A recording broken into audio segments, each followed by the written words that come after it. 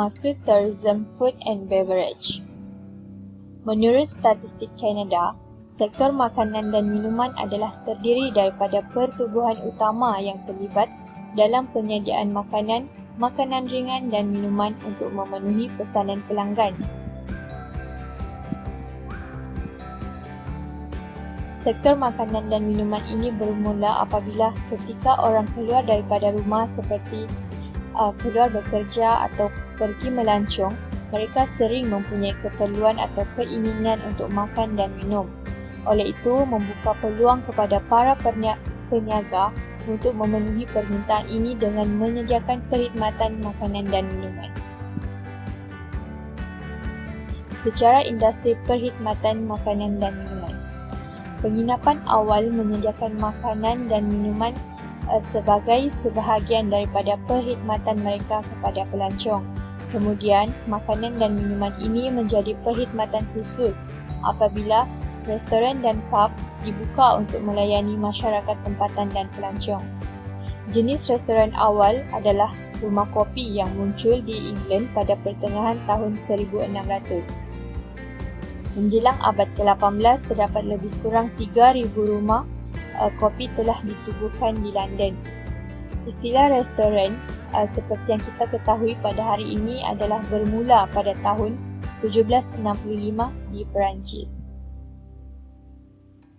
Jenis operasi perkhidmatan makanan dan minuman dalam pelancongan ada 3, iaitu restoran makanan segera, catering dan restoran etnik.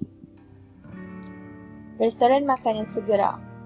Sektor makanan ini terkenal secara amnya memenuhi keperluan masyarakat dan pelancong kerana mudah didapati. Restoran makan segera adalah restoran yang menjual makanan segera. Restoran jenis ini selalunya akan menyediakan makanan dan minuman dengan kadar segera. Hal ini telah menyebabkan ramai orang lebih gemar untuk membeli makanan di restoran tersebut. Sebagai contoh, restoran McDonald, Burger King, Pizza Hut, KFC dan lain-lain. Catering. Catering lapangan terbang adalah melibatkan kedai makanan, mesin layan diri dan bar berlesen. Ia adalah dikendalikan oleh pihak berkuasa lapangan terbang dan syarikat catering luar. Terdapat di setiap lapangan terbang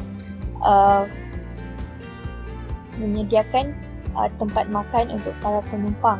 Hal ini memudahkan para penumpang ataupun masyarakat lain untuk membeli makanan di lapangan terbang setibanya mereka di lapangan terbang tersebut. Okey, kedua adalah catering penerbangan. Catering penerbangan adalah program khusus untuk penumpang dalam pesawat. Petugas penerbangan akan menyediakan makanan kepada penumpang yang telah membeli pakej makanan. Hal ini kerana tidak semua syarikat penerbangan akan menyediakan makanan percuma kepada para penumpang. Oleh hal yang demikian, para penumpang jika ingin mendapatkan makanan, mereka perlu membeli semasa membeli tiket penerbangan. Catering ketiga adalah catering kapal persiaran. Catering kapal persiaran adalah hampir sama dengan catering hotel. Oleh itu, para pelancong dapat menikmati suasana laut yang nyaman sambil menjamu selera. Restoran etnik. Setiap negara mempunyai tradisi dan keunikan masing-masing. Oleh itu, restoran yang unik biasanya akan menggambarkan identiti budaya pemiliknya. Ia menarik minat pelancong untuk berkunjung ke restoran tersebut untuk menikmati keunikan masakan sesebuah budaya yang terdapat di negara tersebut. Sebagai contoh, negara Indonesia yang terkenal dengan makanan bakso, hampir setiap pelancong yang datang ke negara tersebut akan mencuba makanan tersebut.